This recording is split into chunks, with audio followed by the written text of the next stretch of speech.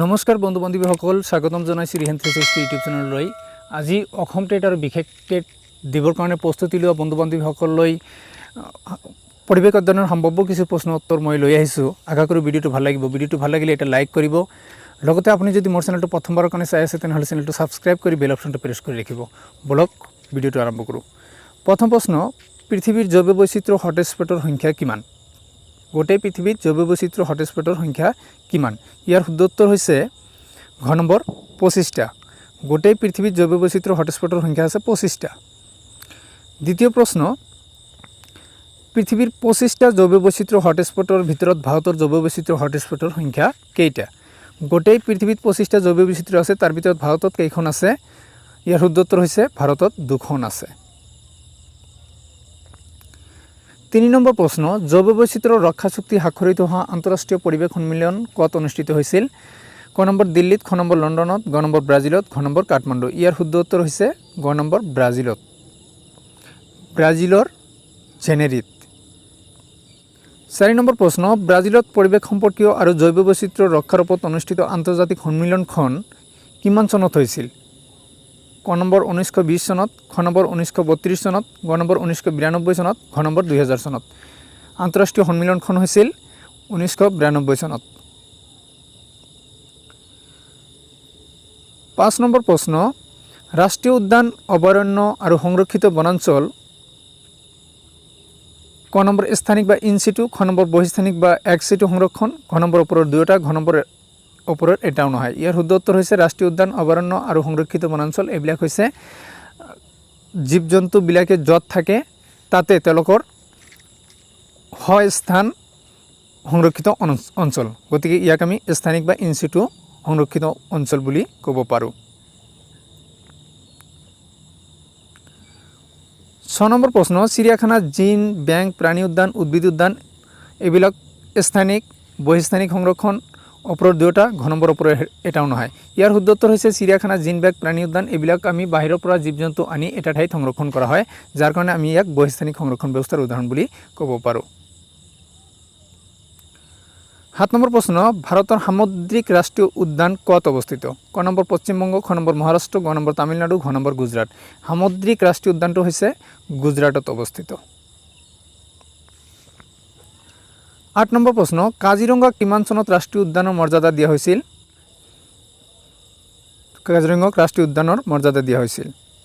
9 number প্ৰশ্ন, ওৰাং ৰাষ্ট্ৰীয় উদ্যানৰ সীমা সুৰক্ষাৰ বাবে উচ্চ ন্যায়ালয়ত গোচৰ তৰা পৰিৱেশ সংগঠনটোৰ নাম কি? ক নম্বৰ WWF, খ নম্বৰ পিপলছ ফৰ এনিমেলছ, গ নম্বৰ অৰণ্য সুৰক্ষা সমিতি অসম, ঘ নম্বৰ নেশ্যনেল হিষ্টৰী ছ'চাইটি। ইয়াৰ শুদ্ধ উত্তৰ হৈছে অৰণ্য সুৰক্ষা সমিতি অসম। 10 নম্বৰ প্ৰশ্ন, অসমৰ কোনখন ৰাষ্ট্ৰীয় উদ্যান দেওহাঁহৰ বাবে বিখ্যাত? ক নম্বৰ নামেৰি, খ নম্বৰ ওৰাং, গ নম্বৰ কাজিৰঙা, ঘ নম্বৰ মানাহ। ইয়াৰ শুদ্ধ উত্তৰ হৈছে অসমৰ নামেৰি ৰাষ্ট্ৰীয় উদ্যান দেওহাঁহৰ বাবে বিখ্যাত। 11 নম্বৰ প্ৰশ্ন, সোণালী বান্দৰৰ বাবে বিখ্যাত অভয়াৰণ্য হ'ল বৰনদী, চক্ৰশিলা, মহামায়া, কচুগাঁও। ইয়াৰ শুদ্ধ উত্তৰ হৈছে খ নম্বৰ চক্ৰশিলা। 12 নম্বৰ প্ৰশ্ন, কোন চনত হাতী সংৰক্ষণ আইন গ্ৰহণ কৰা হয়? 1879, 2000, 2001। ইয়াৰ শুদ্ধ উত্তৰ হৈছে 1879। 13 নম্বৰ প্ৰশ্ন, জৈৱ বৈচিত্ৰ্যৰ ক্ষেত্ৰত পৃথিৱীৰ সবাতোকৈ চহকী দেশখন হ'ল? ক নম্বৰ ভাৰত, খ নম্বৰ আমেৰিকা, গ নম্বৰ ইংলেণ্ড, ঘ নম্বৰ ব্ৰাজিল। বন্ধুসকল, জৈৱ বৈচিত্ৰ্যত আটাইতকৈ চহকী দেশখন হ'ল ব্ৰাজিল। 14 নম্বৰ প্ৰশ্ন, ভাৰতৰ প্ৰধান জৈৱ বৈচিত্ৰ্য অঞ্চল দুটা হ'ল? ক নম্বৰ পূব হিমালয় আৰু পশ্চিম ঘাট, খ নম্বৰ পশ্চিম হিমালয় আৰু পশ্চিম ঘাট, গ নম্বৰ দক্ষিণ পাৰ্বত্য অঞ্চল, ঘ নম্বৰ ওপৰৰ এটাও নহয়। ইয়াৰ শুদ্ধ উত্তৰটো হৈছে পূব হিমালয় আৰু পশ্চিম ঘাট। 15 নম্বৰ প্ৰশ্ন, ক্ৰাইঅ' প্ৰিচাৰ্ভেশ্যন মানে হ'ল? ক নম্বৰ শীতল পৰিৱেশত বীজ, শুক্ৰাণু আদিৰ সংৰক্ষণ, খ নম্বৰ বায়ুমণ্ডলৰ পৰিৱেশত বীজ, শুক্ৰাণু আদিৰ সংৰক্ষণ, গ নম্বৰ সেমেকা পৰিৱেশত বীজ, শুক্ৰাণু আদিৰ সংৰক্ষণ, ঘ নম্বৰ ওপৰৰ এটাও নহয়। ইয়াৰ শুদ্ধ উত্তৰ হৈছে ক নম্বৰ শীতল পৰিৱেশত বীজ, শুক্ৰাণু আদিৰ সংৰক্ষণ। 16 নম্বৰ প্ৰশ্ন, ভাৰতৰ কোন দুখন ৰাজ্যত ঘৰিয়াল প্ৰকল্প লোৱা হৈছে? ক নম্বৰ অসম আৰু অৰুণাচল প্ৰদেশ, খ নম্বৰ উৰিষ্যা আৰু পশ্চিমবংগত, তামিলনাডু আৰু মহাৰাষ্ট্ৰত, কৰ্ণাটক আৰু উত্তৰ প্ৰদেশ। ইয়াৰ শুদ্ধ উত্তৰ হৈছে উৰিষ্যা আৰু পশ্চিমবংগত ঘৰিয়াল প্ৰকল্প লোৱা হৈছে। 17 নম্বৰ প্ৰশ্ন, পশ্চিমবংগৰ কোনখন অভয়াৰণ্যত গড় প্ৰকল্প লোৱাৰ হৈছে? 17 নম্বৰ প্ৰশ্ন, পশ্চিমবংগৰ কোনখন অভয়াৰণ্যত গড় প্ৰকল্প লোৱা হৈছে? Sundarban, Jaldapara, Ballavpur wildlife sanctuary, Buxa tiger reserve. ইয়াৰ শুদ্ধ উত্তৰ হৈছে জলদাপাৰা। 18 নম্বৰ প্ৰশ্ন, অসমৰ কোনখন ৰাষ্ট্ৰীয় উদ্যানত ব্যাঘ্ৰ প্ৰকল্প চলি আছে? ক নম্বৰ মানাহ, খ নম্বৰ ওৰাং, গ নম্বৰ ডিব্ৰু-চৈখোৱা, ঘ নম্বৰ নামেৰি। ইয়াৰ শুদ্ধ উত্তৰ হৈছে মানাহ ৰাষ্ট্ৰীয় উদ্যানত ব্যাঘ্ৰ প্ৰকল্পৰ কাম চলি আছে। 18 নম্বৰ প্ৰশ্ন, অসমৰ কোনখন ৰাষ্ট্ৰীয় উদ্যানত গড় প্ৰকল্প চলি আছে? কাজিৰঙা, ওৰাং, মানাহ, ডিব্ৰু-চৈখোৱা। ইয়াৰ শুদ্ধ উত্তৰ হৈছে গড় প্ৰকল্প চলি আছে কাজিৰঙা ৰাষ্ট্ৰীয় উদ্যানত।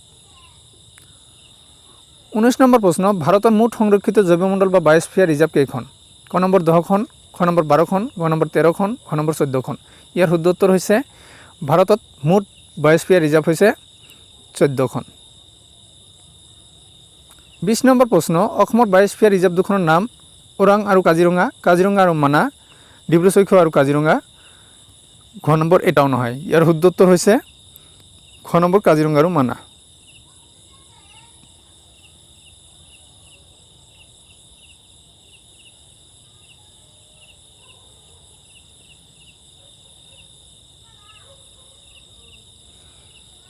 একৈশ নম্বৰ প্ৰশ্ন, নল সৰোবৰ পক্ষী উদ্যান ক'ত অৱস্থিত? অসম, গুজৰাট, ৰাজস্থান, হাৰিয়ানা। ইয়াৰ শুদ্ধ উত্তৰ হৈছে নল সৰোবৰ পক্ষী উদ্যান গুজৰাটত অৱস্থিত।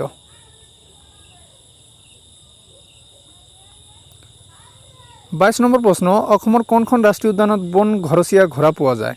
ক নম্বৰ ডিব্ৰু-চৈখোৱা, খ নম্বৰ ওৰাং, গ নম্বৰ মানাহ, ঘ নম্বৰ কাজিৰঙা। ইয়াৰ শুদ্ধ উত্তৰ হৈছে ডিব্ৰু-চৈখোৱা।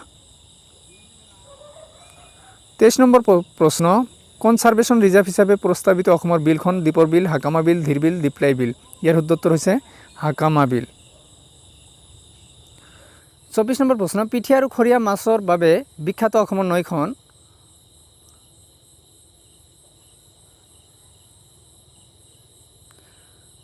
পিঠি আৰু খৰিয়া মাছৰ বাবে বিখ্যাত অসমৰ নৈখন?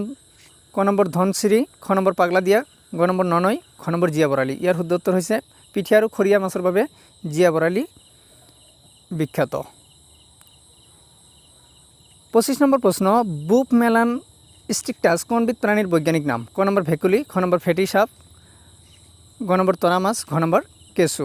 ইয়াৰ শুদ্ধ উত্তৰ হৈছে ভেকুলীৰ বৈজ্ঞানিক নাম বুক মেলান ষ্ট্ৰিকটাছ। 25 নম্বৰ প্ৰশ্ন, গণ্ডয়ালেণ্ড কি? ক নম্বৰ এখন দেশ, খ নম্বৰ এখন মহাদেশ, গ নম্বৰ কেইবাখনো মহাদেশৰ সমষ্টি। দূৰ অতীতত একেলগে থকা কেইবাখনো মহাদেশৰ সমষ্টিক গণ্ডয়ালেণ্ড বুলি কোৱা হয়। 27 নম্বৰ প্ৰশ্ন, কলা ধুৱালী স্মকৰ বাবে লণ্ডনত কোন চনত 4000 লোকে প্ৰাণ হেৰুৱাইছিল? 1952, 1954, 1970, 1974। ইয়াৰ শুদ্ধ উত্তৰ হৈছে 1952 চনত 1952। 28 নম্বৰ প্ৰশ্ন, গলিত ধাতুৰ পৰা ওলোৱা ভাপক কি বোলে? ক নম্বৰ স্মক, খ নম্বৰ স্মক, গ নম্বৰ ফিউম, ঘ নম্বৰ মিষ্ট। ইয়াৰ শুদ্ধ উত্তৰ হৈছে গলিত ধাতুৰ পৰা ওলোৱা ভাপক ফিউম বোলে। 29 নম্বৰ প্ৰশ্ন, ফট কেমিকেল স্মক মানে কি? ক নম্বৰ ছবি প্ৰতিফলন কৰা কুঁৱলী, ধোঁৱা আৰু ভাস্পৰ সমষ্টি, ঘ নম্বৰ ধূলি, ধোঁৱা, ৰাসায়নিক ভাস্প, পেৰক্সি, এচিটাইল নাইট্ৰেট আৰু অজনৰ সমষ্টি। ইয়াৰ শুদ্ধ উত্তৰ হৈছে গ নম্বৰ। আজিৰ অন্তিমটো প্ৰশ্ন, বায়ুমণ্ডলত অজনৰ পৰিমাণ জোখা এককৰ নাম? ডপচন, মিলিমিটাৰ, নিউ, ক্ৰমচন। ইয়াৰ শুদ্ধ উত্তৰ হৈছে বায়ুমণ্ডলত অজনৰ পৰিমাণ জোখা এককটোৰ নাম হৈছে ডপচন। বন্ধুসকল, আজিলৈ এইখিনিয়ে। আকৌ লগ পাম পৰৱৰ্তী এটা নতুন ভিডিঅ'লৈ। ধন্যবাদ।